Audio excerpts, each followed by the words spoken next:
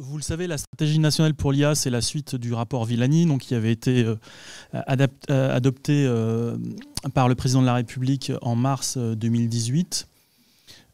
Pardon, trop vite.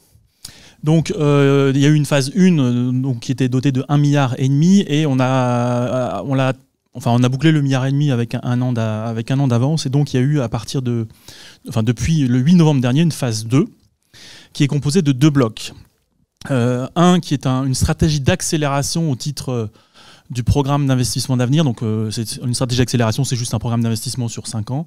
Depuis maintenant c'est la 4e génération. Depuis 3 générations, c'était les fameux plans suite au travail de Michel Rocard et d'Alain Juppé.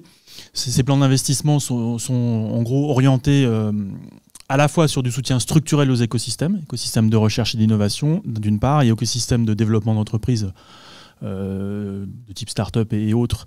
D'autre part, c'est également à travers avec ces crédits qu'on finance les fonds BPI notamment. Enfin, en tout cas, c'est toute la poche d'investissement de l'État sur les technologies deep tech et d'avenir. Donc la 4e génération avait 20 milliards. Mais entre-temps, il y a eu la crise. Il y a eu le plan France 2030 sur 10 objets avec à la fois du transversal, 34 milliards. Et désormais, on est en train de fusionner tout ça. Par simplicité, on ne va plus parler que de France 2030. Donc France 2030, 54 milliards d'euros sur les prochaines années. C'est le grand plan d'investissement de l'État. Et donc, les stratégies d'accélération, et notamment celles sur l'IA, sont dedans. Évidemment, on ne fait pas de l'IA que dans la stratégie d'accélération pour l'IA, sinon ça serait ridicule. On parle d'une technologie d'usage général dont vous avez bien dit ce matin et toute la journée qu'elle se diffusait dans plein de secteurs, etc. Donc la stratégie d'accélération pour l'IA, je dirais, elle est un petit peu cœur. Alors elle a mis beaucoup de temps à sortir parce qu'elle avait été commencée assez tôt, mais parce qu'il y avait un débat, il faut être très, très clair, entre faut-il financer d'abord et beaucoup de la formation pour lever les verrous de recrutement et la crise de recrutement et de talent qui se manifeste en France et en Europe. Donc faut-il miser là-dessus ou faut-il miser sur une politique industrielle avec de l'aide au développement dans toutes les phases de TRL? Et la réponse a été tranchée par le haut, les deux en général, puisque d'une enveloppe de 650 millions, on est passé à une double enveloppe qui fait au total 1,5 milliard d'argent public de l'État en plus. Donc on a quasiment doublé. Donc je vais venir et l'expliquer. Et évidemment, l'intérêt aussi de la phase 2, c'est de s'arrimer et de s'accoler avec les fonds européens, on vient d'en parler, puisque le premier plan Villani est arrivé en plein milieu d'une séquence de fonds européens. Donc l'IA était arrivé un petit peu là, le premier plan coordonné européen est arrivé en décembre 2018, donc c'est pareil. Là désormais, avec la nouvelle commission, ils avaient travaillé de manière structurée et structurante sur 2021-2027 avec beaucoup de poches en IA, et il était absolument nécessaire que nous-mêmes nous recalions nos dispositifs pour pouvoir avoir les contreparties nationales sur les TEF, Testing and Experimentation Facilities, et sur d'autres sujets. Alors, la stratégie nationale, donc, il y a 3 piliers, plus le deuxième plan sur la formation. Le premier pilier, c'est l'IA embarquée, c'est le gros morceau, puisque c'est 265 millions d'euros sur 557. Donc c'est le gros morceau. Et donc là, c'est un choix de rupture. Donc c'est le choix qui valide tout ce que vous avez dit et fait aujourd'hui. C'est-à-dire que c'est le segment sur lequel on peut prendre des marchés. On sait qu'il y a une dimension hardware, il y a une dimension software, il y a une dimension entre les deux. L'État en est conscient et il choisit de mettre le paquet là-dessus. Néanmoins, il y a d'autres stratégies. Il y a une stratégie cloud. Tout ce qui était sur les hubs de données, qui était dans la première phase de la stratégie pour l'IA, est désormais bascule en stratégie cloud, mais peu importe, on s'en fiche. C'est de l'argent de l'État et c'est dans l'écosystème. Il y a une stratégie cybersécurité et on sait que l'IA a des risques de cybersécurité spécifiques, et en même temps des génériques, parce que c'est aussi du hard, c'est aussi du software. Et après, il y a des stratégies d'application sectorielle. Donc il est évident que dans la stratégie équipement agricole de nouvelle génération, il y aura de l'IA en partie, dans la EdTech, il y aura dans l'éducation et numérique, il y aura en partie de l'IA pour l'apprentissage. Dans la stratégie santé numérique, il peut y avoir un peu d'IA, et d'ailleurs le grand défi pour l'IA, le diagnostic qui avait été dans la première partie, a été repris et avalé dans cette stratégie-là. Donc en gros, on ne limite pas l'IA à tout cela. Donc pour l'IA embarqué, il y a d'abord un programme de recherche, 73 millions d'euros, et actuellement il n'est pas encore bouclé, mais sur les 9, c'est pas officiel, donc tout cas pour l'instant, les Sherpas de ce PEPR issu d'INRIA, du CEA et du CNRS ont identifié 9 volets. Je ne sais pas s'il en restera 9 à la fin. Et il y en a 3 qui concernent l'IA embarquée. Donc vous voyez que ça sera bien au menu. Et après, il y a ce fameux appel à projet dont je vais parler tout à l'heure, doté de 155 millions d'euros en plusieurs années, plusieurs saisons. Et la première saison est déjà ouverte. Et d'ailleurs, la première relève est en cours d'examen. Il y a une contribution à un programme européen d'intérêt commun, donc sur les composants électroniques, 50 millions d'euros. Et enfin, il y a la contrepartie nationale, 60 millions d'euros de l'appel dont tu viens de parler sur l'Edge AI, donc, qui s'est clos, dont on sait qu'il n'y a pas beaucoup de suspense puisqu'il recouvre 3 ou 4 grands RTO européens. Il avait été relativement travaillé avec la Commission en amont. Et effectivement, il y a d'autres calls sur agri-food, manufacturing, health et puis smart cities. Alors, il faut savoir que ça fait 1 an et demi que la Commission y travaille, qu'elle essaye d'avoir des consortiums. On commence maintenant à être en limite. Les calls sont ouverts, mais les consortiums sont déjà bien avancés. Et il faut savoir que pour être éligible, il faut bâtir ou intégrer un consortium européen à peu près équilibré. Et la Commission veillera évidemment à ce qu'il y ait un équilibre géographique dans toute l'Europe des 27. Et un équilibre, je dirais, thématique à l'intérieur. Donc, par exemple, en santé, il faudra qu'il y ait un peu de chirurgie avec de la robotique, il faudra qu'il y ait un petit peu d'analyse de données de santé, enfin, voilà, de diagnostic par l'IA, etc. Donc, il faut, on est vraiment en dernière limite. Donc, si vous êtes motivé, il faut y aller très vite, mais sachez que beaucoup de consortiums sont déjà à peu près achevés. Ensuite, il y a un pilier sur l'IA de confiance, avec tout ce que ça signifie de robustesse, d'explicabilité, de protection de la vie privée, etc. Donc, je ne veux pas rentrer dans ces détails. Il y a le grand défi de Julien Chiaroni, dirigé par Systemix et Saint-Exupéry, qui travaille sur ces questions. Lorsqu'il aura épuisé ses crédits et s'il a des actions à proposer, mais il y aura sans doute d'autres calls aussi ouverts sur ce sujet. Et puis après, il y a un volet diffusion. Alors pour l'instant, donc une des mesures, c'est la diffusion vers les PME. On cherche à faire un dispositif IA Booster, mais on cherche à le faire sans phagocyter ceux des régions. Donc on est dans une région, on sait que c'est sensible, donc on va attendre qu'on soit sorti des échéances politiques. Mais voilà, on souhaite le faire, mais en addition et pas en phagocytage. Et ça, c'est assez compliqué parce que c'est pas forcément les mêmes. Enfin, les régions n'ont pas forcément fait les mêmes dispositifs, donc c'est très compliqué à monter. Mais en tout cas, on est en phase de dialogue avec elles. Et puis, il y aura aussi des plateformes open source. On a parlé tout à l'heure des environnements open source. Donc, je sais que le CEA va en parler aussi. Donc, INRIA et le CEA ont des projets de commun numérique pour l'IA assez intéressants, assez lourds aussi. Et donc, on est en phase d'amorçage de ces projets. Donc l'appel à projet de BPI France, il est évoqué ce matin, donc je vais passer vite. Donc vous voyez qu'il y a 3 relèves, c'est quasiment du continu. Hein. Donc il y en a une qui s'est clôturée, mais la deuxième relève c'est en juin et la troisième en octobre. Donc vous pouvez y aller au fil de l'eau et déposer sans désemparer vos projets. Il y a 2 volets. Un volet, alors on a voulu très large. Au départ on avait fait plusieurs cases, on s'est dit c'est trop compliqué. Un seul appel à projet. Donc 2 volets. Un volet d'abord de maturation technologique et d'architecture et de plateforme matérielle dédiée. Donc à la fois hardware, software ou les deux. Mais plutôt dans des TRL bas qui doivent atteindre le 4 ou 5. Et le volet A, qui est mal nommé, en tout cas, c'est des déploiements de démonstration avec des TRL finaux qui doivent être à 7 à 8, donc assez élevés, juste en pré-commercialisation. Vous trouverez ça sur le site de BPI France, donc je passe très vite, c'est-à-dire c'est les taux. Le volet maturation peut être monopartenaire ou collaboratif, alors que le volet démonstration doit être forcément collaboratif. Il y a des taux. Ça a été dit ce matin, différencié comme souvent entre PME et grandes entreprises, avec une part de subvention, une part d'avance remboursable et évidemment un régime différent et plus généreux pour les activités non économiques. Et enfin, le call, je ne sais pas que je revienne dessus. Et enfin, donc 700 millions d'euros, alors ça n'a pas été évoqué aujourd'hui, donc je le dis. Il y a 700 millions d'euros de crédit d'investissement pour la formation sur 5 ans. Ça veut dire qu'il y a vraiment une incitation à développer des formations IA dans ce pays pour faire croître l'écosystème. D'abord, autour des grands centres qui ont déjà été reconnus comme d'excellence, et donc Grenoble en fait partie, puisque Grenoble est l'un des 3 IA, instituts interdisciplinaires de l'IA en France. Mais il y en a d'autres, il y a Saclay qui est l'Institut Convergence, il y a Polytechnique HEC qui a la taille, il y a aussi Sorbonne avec SCA qui avait fait des choses. Et puis, donc là, il y a la volonté d'aller plus loin. Mais il y a aussi une part, 200 millions d'euros, qui sera ouverte à d'autres établissements. Donc on souhaite évidemment qu'il y ait une urbanisation locale pour présenter des projets. Et donc là, il y a vraiment, c'est le moment. Donc il y a eu une première relève pour les actions qui pourraient commencer pour les seuls 7 grands établissements à la rentrée 2022.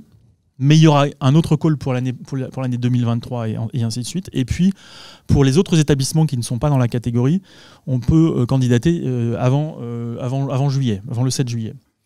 Et donc, ce qu'on souhaite, évidemment, c'est développer toute la gamme des compétences et pas simplement nécessairement la seule figure de data scientist, même s'il en faut, mais on sait aussi qu'il y a énormément de besoins, et sans doute encore plus criants peut-être, en ingénieur logiciel, MLMA pour passer en production, en intégrateur, etc. Il y a aussi en France, plus qu'ailleurs, une pénurie de métiers intermédiaires, de préparateurs de la donnée ou d'opérateurs d'IA, c'est-à-dire des gens qui sont capables de comprendre à la fois, d'assister les développeurs pour des tâches pas forcément à aussi haute expertise, mais néanmoins nécessaires, et d'ailleurs pour soulager et améliorer les conditions de travail de ces experts. Et en même temps, on sait qu'avec les règles qui vont arriver avec les AI Act, il y aura énormément d'obligations qui vont peser sur les IA qui seront régulées, sont considérées à haut risque. Et d'après une étude du SGPI, sur 9 grands secteurs industriels, on a évalué que dans le monde, les systèmes à haut risque critiques pourraient représenter jusqu'à 60% en fait, de la valeur des systèmes d'IA en général, et sans doute dans l'embarqué aussi, puisque c'est souvent des applications parfois un peu sensibles. Donc ça veut dire qu'il va falloir absolument développer ce type de compétences. Donc, on ne vise pas simplement l'expertise, mais aussi les compétences bidisciplinaires, X plus IA notamment, parce que l'IA est devenue une matière d'application, mais aussi les techniciens de niveau intermédiaire, je l'ai dit, les décideurs. Aujourd'hui, c'est une des difficultés dans le pipeline de convaincre.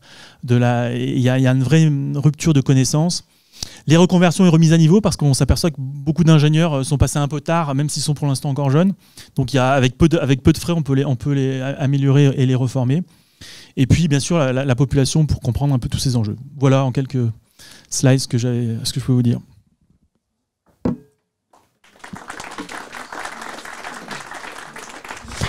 Merci Renaud pour ce panorama. Est-ce qu'il y a des questions dans la salle? En attendant, moi j'en avais une ou deux. Donc le côté formation, c'est les appels à projets compétences et métiers d'avenir, ou c'est autre chose? C'est ça. Donc il y a compétences et métiers d'avenir. En gros, c'est 2 milliards dans toutes les stratégies d'accélération. On en a fait un seul appel à projet, mais il y a des sous-ensembles. Et donc il y a 2 sous-ensembles, vous verrez sur le site du SGPI, intelligence artificielle. Donc il y a celui qui était clôturé là il y a quelques jours et celui de juin. Et ils seront chaque année reconduits. Et l'autre question que j'avais, c'est sur les appels IA embarqués. Donc du coup, le dernier dépôt, c'est juin, je crois, juin ou octobre, je sais plus. Non, enfin, il y a une prochaine relève en juin. Oui, voilà, il y a juin, puis octobre, c'est ça. Et après, on sait s'il y aura d'autres... ça m'étonnerait qu'on dépense les 155 millions d'euros dès cette année. D'ailleurs, ce ne serait pas forcément souhaitable, puisque c'est un plan sur 5 ans. Donc, si on grille tout... Donc, ça veut dire qu'il est de nature à se prolonger un peu, normalement? Ah, normalement, il peut avoir des annuités, oui. En fait, je voulais expliciter le message, parce que, vous me connaissez, je suis un peu à l'emporte-pièce dans les déclarations, donc je ne vais pas faire exception à la règle. Aujourd'hui, on clame haut et fort en Auvergne-Rhône-Alpes qu'on est bon en IA et qu'on est bon en IA embarqué. Si on ne répond pas sur cet appel-là, on ne va pas être très crédible. Donc mobilisez-vous pour répondre. Là, il faut qu'on bourre le tuyau, pour vous passerez le terme. Donc on est bien parti, parce que je crois qu'on a déjà déposé un ou deux. Mais c'est le moment de s'y mettre. Et justement, je voudrais donner la tribune 5 minutes à Fabien. Je ne sais pas, Fabien, oui, voilà. Qui est en train de monter un consortium de ce type-là. Que nous soutenons. Voilà.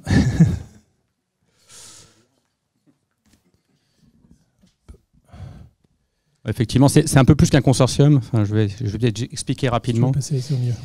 Voilà, donc c'est plus qu'un consortium, c'est une initiative aujourd'hui qui est poussée par le CEA et l'INRIA d'ailleurs.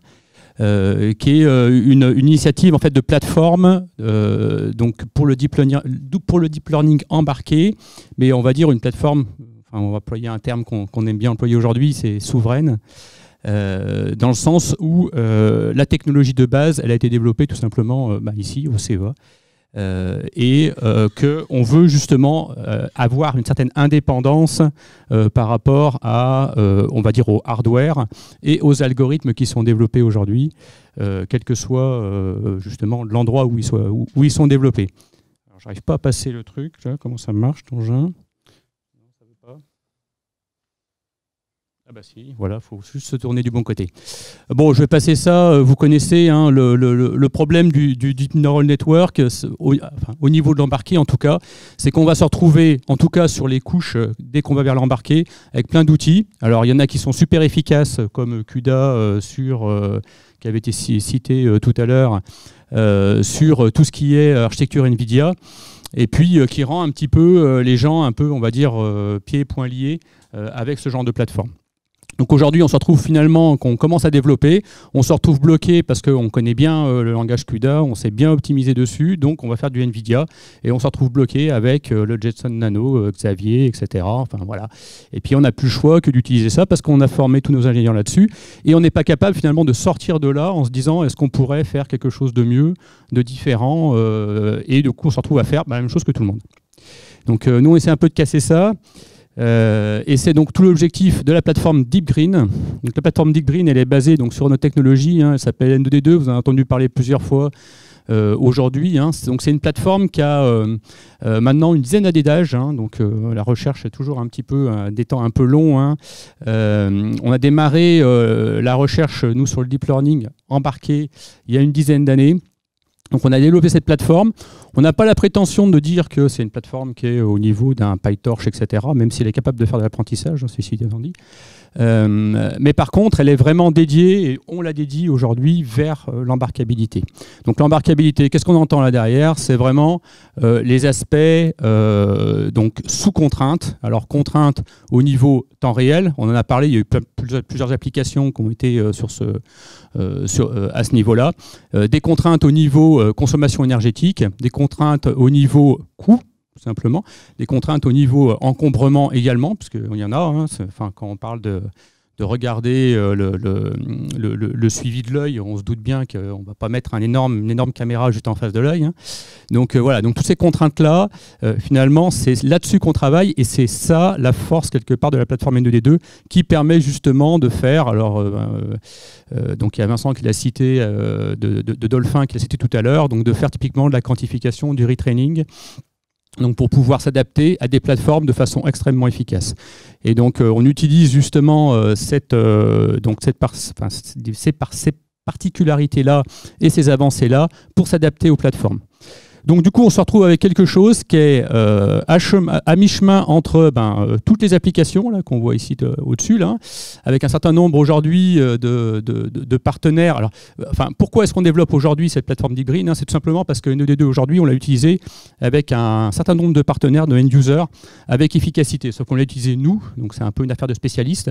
Aujourd'hui, ce qu'on veut, c'est la rendre accessible vers l'extérieur, open source, un petit détail, et puis donc qui puisse justement servir au plus grand nombre aujourd'hui. Et c'est bien tout l'objectif de l'enjeu qu'on a proposé justement au préfet Vedel sur l'intégration justement de N2D2 dans la stratégie IA aujourd'hui. Donc le rendre accessible, et c'est pour ça que j'en parle aujourd'hui également, le rendre accessible au maximum. Donc pour ce faire, on sait très bien qu'il faut être compatible avec les TensorFlow, PyTorch, Café et autres types de framework pour l'apprentissage. Donc ça, on l'est naturellement par le format ONNX, mais également par notre propre interface Python, hein, qui permet de se connecter aussi à ces frameworks-là. Et puis de l'autre côté, donc, on est prêt à intégrer également des choses qui viennent d'autres parties, on va dire, de la stratégie, telles les briques développées dans Confiance AI pour la robustesse, justement. On vient d'en parler juste à l'instant, hein, les aspects robustesse dans la partie IA sont importantes, et donc on les intégrera au fur et à mesure, nous, pour l'embarquer. Donc N2D2, c'est vraiment embarqué. Et puis en plus, par-dessus ça, on veut être indépendant sur toutes les targets hardware. Donc bien sûr les classiques, les Nvidia, les Xilinx au niveau FPGA ou autre Intel maintenant, c'est plus Altera, les processeurs ARM ou RISC-V d'ailleurs. Et puis les circuits intégrés avec lesquels on a travaillé depuis assez longtemps. Alors circuits intégrés avec des processeurs style Calray, les accélérateurs Dolphin, les microcontrôleurs de ST ou les FPGA donc de start-up françaises comme NanoExplore. Donc voilà, donc là l'objectif c'est, alors évidemment sur ces plateformes-là, vous pouvez bien imaginer qu'on a déjà quelques collaborations et qu'on fait des efforts particuliers pour les rendre attractives par rapport justement aux solutions d'IA, mais sans oublier bien sûr tous les composants off-the-shelf. Et l'objectif c'est d'avoir quelque chose qui est vraiment donc complètement indépendant de toutes ces plateformes hardware et qui permettent après au niveau des intégrateurs, de ceux qui font les applications, de pouvoir finalement s'extraire du tout Nvidia, je vais le faire directement, pour finalement aller plus facilement vers des plateformes, et notamment ces plateformes sur lesquelles on pense qu'il y a quand même de l'avenir, sinon on serait pas, ils ne seraient pas là, et qui doivent permettre d'apporter justement des différenciateurs et de créer un écosystème donc français et européen, puisqu'on va aller à l'Europe avec ça.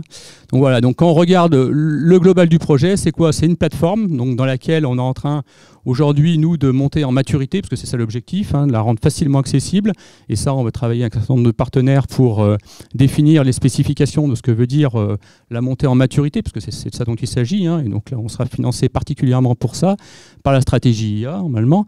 Et puis derrière, donc bien sûr, il y a toute la partie hardware provider. Donc bon, j'en ai cité quelques-uns ici, et évidemment, tous les hardware providers qui sont intéressés sont les bienvenus pour participer aussi à ça. Et puis aujourd'hui, donc il y a vraiment, on a aujourd'hui déjà un consortium de sociétés qui représentent les différents marchés d'Edge IA, parce qu'on ne veut surtout pas être complètement fermé sur un marché, donc on veut pouvoir être suffisamment générique par rapport au marché.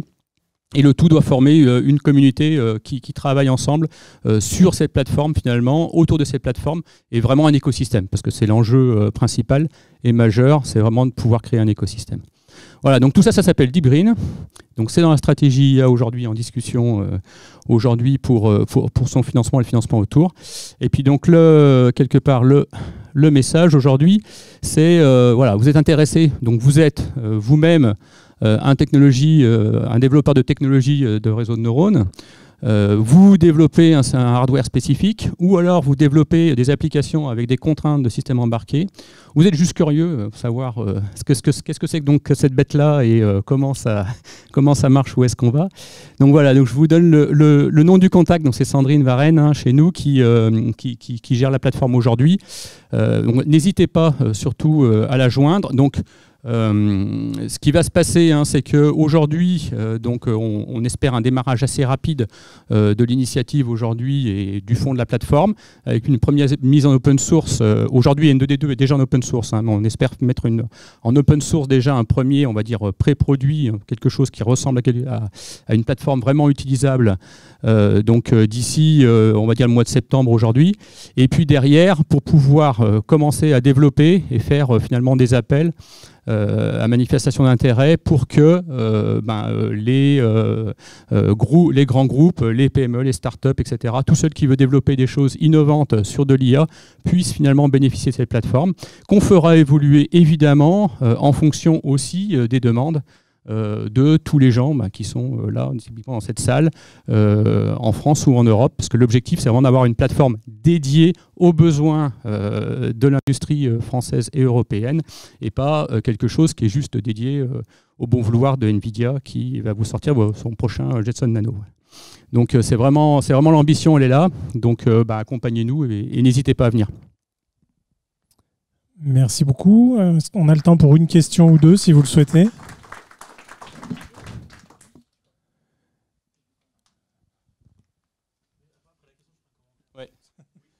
Oui.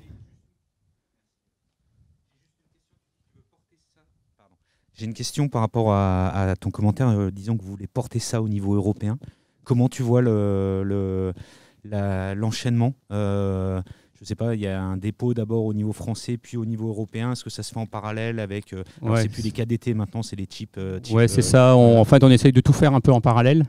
Donc, on essaye d'accélérer un peu la chose, effectivement. Donc, on va faire des dépôts KDT. Déjà un premier dépôt au mois d'avril, dès le mois d'avril sur cette partie-là. Donc pour avoir l'extension justement européenne. Aujourd'hui, on est en contact en fait avec tous les RTO, donc l'IMEC, le Fraunhofer, TNO en Finlande, SAL en Autriche, justement pour que la plateforme soit au cœur de l'utilisation de toute la communauté de recherche déjà autour justement. Enfin, ils travaillent tous, ils ont tous le même genre de projet en fait, avec du développement hardware. Là pour le coup, dédié. Et donc on va mettre donc N2DE, la plateforme Deep Green aujourd'hui, dans ce cœur-là, et ce sera le cœur du développement de ces différentes initiatives. Donc c'est vraiment ça qu'on cherche à faire aujourd'hui. Donc on part vraiment sur un écosystème à taille européenne, quoi. Sinon ça n'a pas de sens en fait. Alors on ira en plusieurs phases, c'est-à-dire qu'on va commencer par intégrer justement toute la communauté de recherche, quelques cas d'usage tout autour. D'accord. Et puis après, je pense qu'on ira encore sur une autre phase supplémentaire, probablement par un peu plus applicatif pour le coup et un peu plus par domaine, parce que sinon on va avoir du mal, quoi. Donc là, on va s'occuper d'abord de la partie plus hardware et toute la communauté hardware. Et puis après, on ira plus par usage. Je laisse un commentaire. Oui, donc juste pour vous dire que l'État accompagne ce projet avec beaucoup d'enthousiasme. Il a été accroché dans la stratégie d'accélération, c'est l'une des 25 mesures. Après, effectivement, il aura des financements relativement généreux aussi.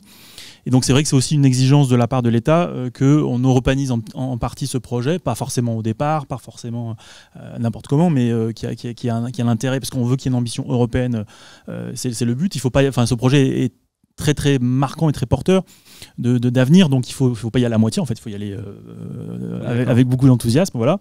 Donc on y croit, on va l'accompagner, et voilà, on a engagé la procédure de ce qu'on appelle de gré à gré, et mais évidemment on veut aussi qu'il soit ouvert à tous les acteurs qui légitimement peuvent apporter quelque chose, qu'ils soient dans le domaine du composant, dans le domaine des briques logicielles ou dans le domaine des cas d'usage. Donc ça, effectivement, la contrepartie de l'argent public, c'est aussi ça. Voilà. Ce qui...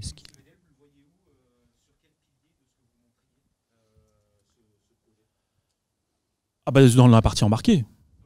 Après, peu importe les sources de financement, ça c'est de la cuisine budgétaire, mais pour nous, sur la partie embarquée, oui, clairement.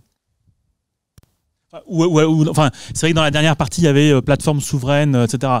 Bon, quelque part, en gros, quelque part, je vais le dire très, très clairement, on souhaite que ce projet ait le même succès que Scikit-Learn, qui a démarré il y a 13 ans et qui aujourd'hui a trouvé sa place mondiale sur un segment niche, mais sur un segment, d'ailleurs, on va aussi l'accompagner pour se développer, et on souhaite se créer en France un segment souverain sur le deep learning embarqué, justement pour se donner de la distance par rapport à des offres de solutions qui peuvent avoir des stratégies parfois ouvertes, mais avec des risques derrière d'ouverture, je dirais pas forcément ad vitam aeternam. Je vous remercie beaucoup à tous les deux. Merci.